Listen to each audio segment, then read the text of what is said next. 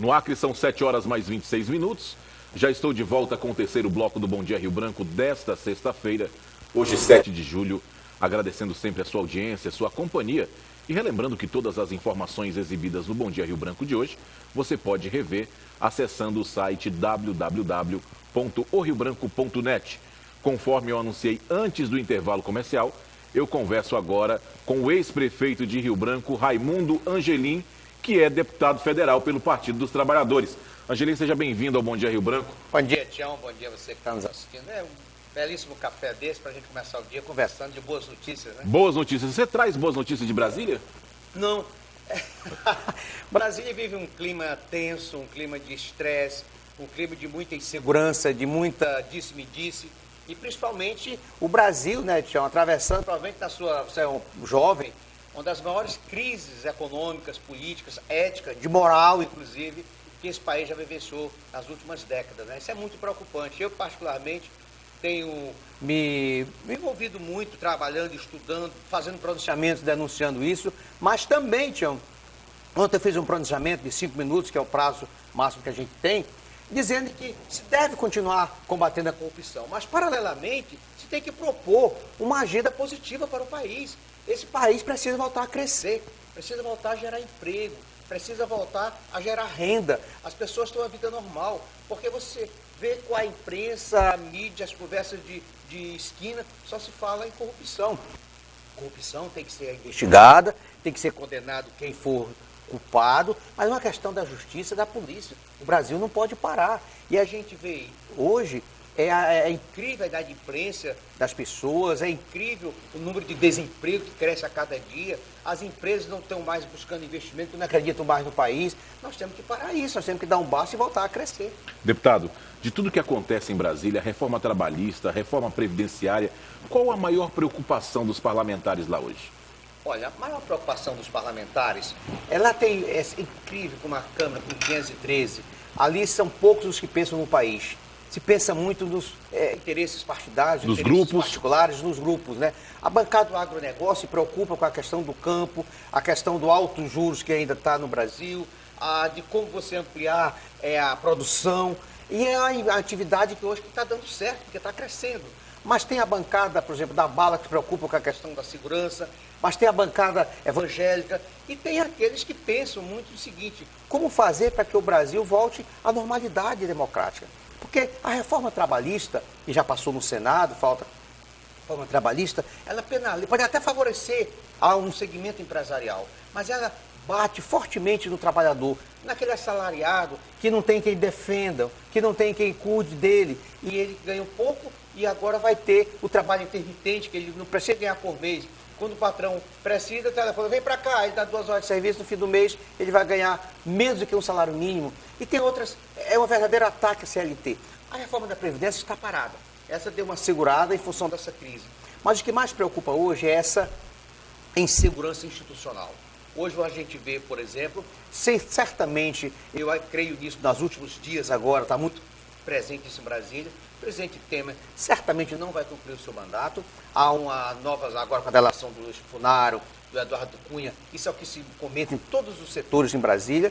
Ele saindo, a possibilidade de ir o Rodrigo Maia, que é o presidente da Câmara, que também está na Lava Jato. Mas lhe interrompendo, quando houve ali a delação do empresário da JBS, também se dizia muito que o Temer renunciaria. E ele foi a nível a rede nacional e disse que não renunciava. Eu não acredito que ele renuncie, ele não vai renunciar, ele vai perder Tem tempo dentro da Câmara. Tem tempo por quê? Porque o PSDB, inclusive o presidente do PSDB, o senador Tasso Gereissati, já está dizendo que não dá para segurar o seu partido, e se o PSDB sair do apoio... É o principal aliado do PMDB. Do presidente Temer, ele certamente terá a sua denúncia aceita na Câmara Federal. Sendo aceita, ele perde isso, vai para o Supremo Tribunal Federal, e eu tenho minha impressão, creio que ele não termina o mandato. Mas se entra o Rodrigo Maia, também está cheio de denúncias do Supremo Tribunal Federal. Então, essa insegurança institucional do chefe do Executivo brasileiro, isso aí preocupa a todos, porque gera uma insegurança muito grande no país, de que os investidores não vêm, a classe trabalhadora fica apreensiva, o empresário nacional não investe, então cria todo esse clima de insegurança institucional que é prejudicial ao país. Deputado Angelim, e de que forma o senhor tem pautado o seu mandato lá em Brasília em favor do povo acreano? Olha, eu tenho preocupado muito com a questão, por exemplo, da terceira idade, né? Eu acho que o Brasil não está preparado, Tião, para receber, é o país onde está o maior índice de crescimento das pessoas idosas. E o Brasil não está preparado para isso. Eu agora estou fazendo vários projetos de lei, já apresentei, já está se tramitando na Câmara, em prol da terceira idade. Ontem eu aprovei na Comissão do Idoso, na Câmara, um projeto que reduz de 65 anos para 60 a isenção da pessoa idosa do imposto de renda naquela faixa que já é lei, que mais só isentava a partir de 65 anos. Aprovei um projeto de que toda casa que é construída, 3% dos recursos do Brasil para habitação tem que ser destinado à terceira idade. A pessoa idosa, esse está no Estatuto do Idoso. Mas é uma casa comum. Eu aprovei, não. A casa tem que ser adaptada para a terceira idade. Portas para que o idoso seja cadeirante, seja na largura necessária, que tenha no banheiro todos aqueles equipamentos de segurança para que ele possa se locomover. Se for no segundo piso, que tenha os corrimões, que tenha acessibilidade. Tenho trabalhado muito ontem em relação a essa questão da reforma da Previdência. Você não pode tirar o benefício de prestação continuada da pessoa idosa e do deficiente físico. Não dá. Essa pessoa muitas vezes já chega com 70, 75 anos, 68 anos, é deficiente, ela tinha um benefício do INSS. Agora o governo quer aumentar a idade e reduzir esse benefício. É um retrocesso? Na terceira idade, Tião, onde você precisa de dinheirinho para você ter uma alimentação mais saudável, comprar um medicamento. E ontem eu denunciei da Câmara esse absurdo que o governo fez, a insensibilidade, em plena férias escolares, no período de alta temporada, para quem viaja com seus filhos, o governo corta 50% dos recursos da Polícia Rodoviária Federal. Você entrevistou hoje aqui um policial rodoviário federal. Isso que acontece? Ontem, nos jornais em Brasília, a Polícia Rodoviária Federal está fechando postos de atendimento, vai reduzir enormemente a fiscalização nas estradas. Você imagina nas fronteiras nossas aqui do Acre. Qual o maior impacto que isso pode causar, na sua opinião? Aumento incrível do número de acidentes nas estradas, a volta de muitos traficantes circularem para entrarem nas nossas fronteiras livremente, e principalmente nesse período de férias de julho, que é o período de maior fluxo nessas rodovias federais. Então, isso é preocupante. Além do que da educação, eu estou muito preocupado porque está tendo muitos ataques à educação. Nós temos um Plano Nacional de Educação que foi aprovado pelo governo federal, foi discutido em todo o Brasil e ele está sendo simplesmente desmontado, ou seja, não está sendo aplicado. Então, eu acho que o Brasil precisa voltar aos trilhos, precisa voltar a crescer. Nós somos funcionários públicos, eu sou funcionário público aposentado, precisamos ter a tranquilidade, porque a informação que eu tenho, aqui a boca pequena, como se diz, mas de público, é de que a gravidade da situação fiscal no Brasil é assustadora. Se continuar como está, provavelmente a partir de outubro não tem sequer recurso para pagar mais o salário do funcionário público federal. Essa é o que corre em Brasília. A gravidade da situação fiscal. O Brasil está arrecadando cada vez menos, está gastando cada vez mais. O déficit fiscal, provavelmente, se não se chegar na normalidade, o Brasil não vai ter recurso sequer para pagar a folha de pagamento do servidor público federal. É a gravidade que nós estamos passando. Deputado Angelim, o senhor tem andado bastante no nosso estado, o Acre?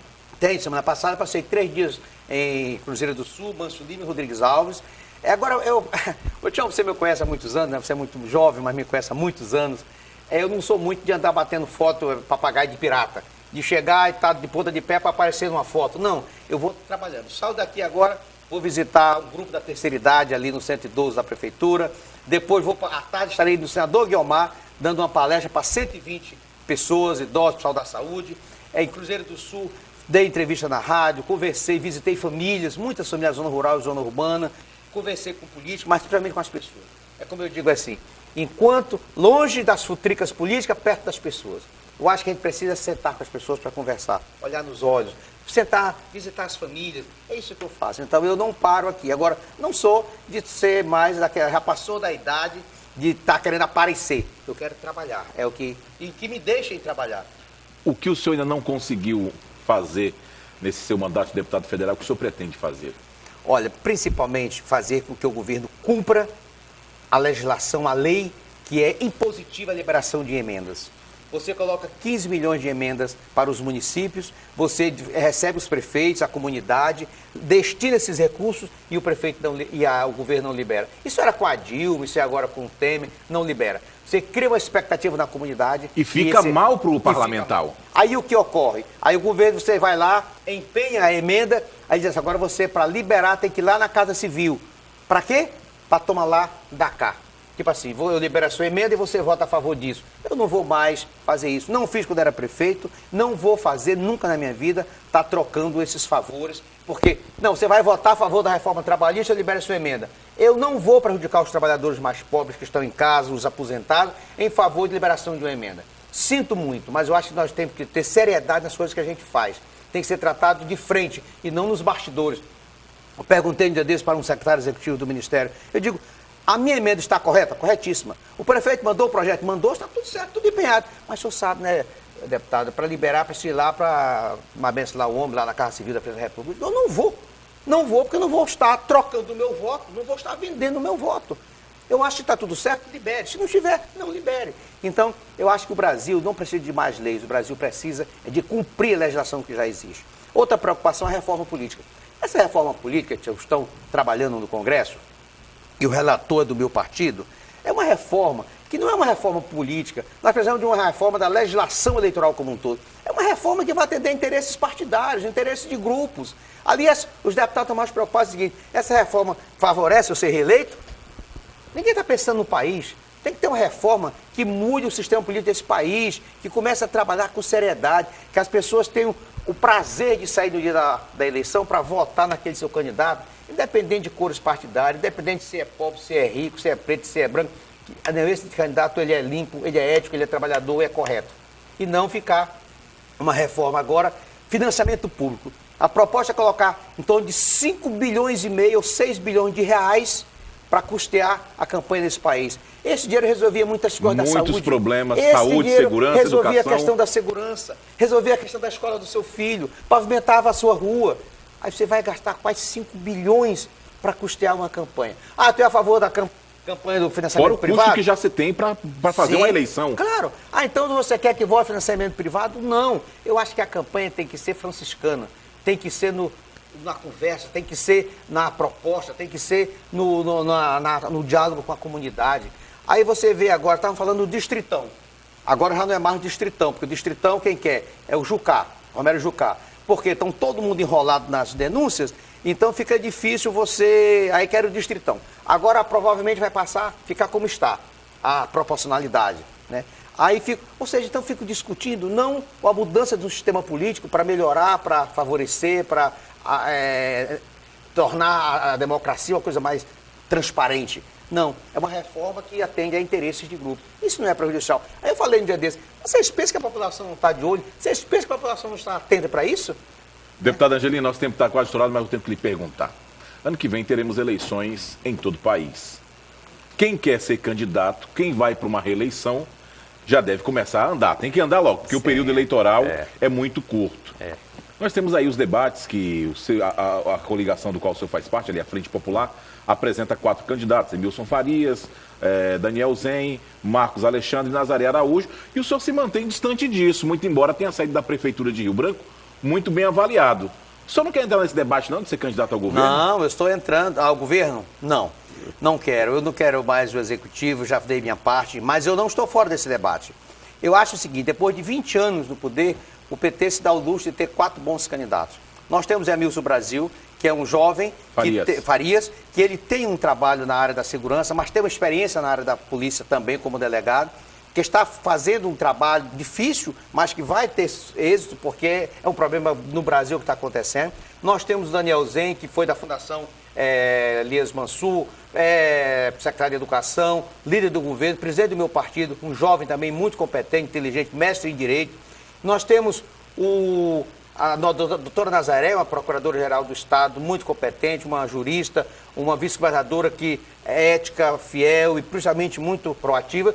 E temos um dos prefeitos melhores que esse Rio Branco já teve, que é o Marcos Alexandre, com a experiência de gestão e o homem que está onde o problema está. Ele não se esconde nos gabinetes, ele está onde o problema está e conhece a gestão pública. O Marco é capaz de citar Rio Branco, o nome de todas as ruas, de citar todos os municípios, ele conhece todos os municípios, em função das pontes da BR-364 que ele trabalhou. Nós temos 4 bons candidatos. Eu acredito que qualquer um deles nós estaremos bem representados e eu vou estar inteiramente dentro da campanha, na linha de frente, para apoiar aquele que for o escolhido. Seria candidato à reeleição, então? Serei candidato à reeleição com muita serenidade, com muita tranquilidade, sem fazer pirotecnias políticas. Tenho um trabalho já feito na Prefeitura de Rio Branco por 8 anos, tenho feito um trabalho na Câmara e, principalmente, conversando com as pessoas, dizendo assim, o Angelino não mudou, sou aquele que conhece os problemas da cidade, do meu estado. O que eu fiz para o Rio Branco, continuo fazendo, mas pelo estado do Acre como deputado federal e pelo Brasil, porque o federal, às vezes, dizem assim, Angelino, tu tem que estar mais aqui. Eu digo, eu não fui eleito vereador.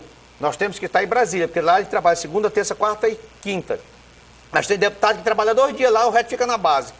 Está pegando falta. Não é pegando falta. Eu acho que você tem que cumprir aquilo qual a população lhe elegeu, que é cumprir seu mandato como um trabalhador comum, trabalhando de segunda a sexta, dando expediente. Isso é importante. Deputado, que mensagem que o senhor deixa para quem está acompanhando o nosso Bom Dia Rio Branco? É que nós tenhamos uma consciência tranquila de que esse país só vai caminhar do ponto de vista da normalidade democrática, do ponto de vista de ser um país acolhedor, de ser um país sem violência, do dia que todos nós estivermos de mãos dadas, dizendo, esse é o país que nós escolhemos para morar, esse é o nosso país, esse é o país dos nossos filhos, dos nossos netos, e nós queremos o melhor para ele. Escolha os melhores candidatos, independente de cores partidárias, que possam lhe representar no Congresso, nas câmaras de vereadores, no Estado e, principalmente, no governo. Acredito que política é uma coisa muito séria e sou terminantemente contra quem criminaliza, quem judicializa e quem fala mal da política. A política somos todos nós e a escolha dos nossos candidatos depende de você. Então depois você tem que cobrar dos seus políticos para não ter uma pessoa que não lhe representa e que fica muitas vezes trabalhando em benefício próprio ou de grupos e não da comunidade. Eu conversei aqui com o ex-prefeito de Rio Branco, Raimundo Angelim, que é deputado federal pelo Partido dos Trabalhadores. Angelim, obrigado por sua vinda, volte sempre. Obrigado, senhor. E com isso eu termino o Bom Dia Rio Branco desta sexta-feira, agradecendo sua audiência, sua companhia e relembrando que todas as informações que foram exibidas no Bom Dia Rio Branco de hoje, você pode rever acessando o site www.oriobranco.net. Tenham todos uma excelente sexta-feira, um final de semana abençoado por Deus e, se Ele permitir, eu voltarei na segunda-feira, a partir das 6h30 da manhã, com mais um Bom Dia Rio Branco ao vivo, na sua TV Rio Branco, Canal 8. Tenham todos um excelente dia e até segunda, se Deus quiser.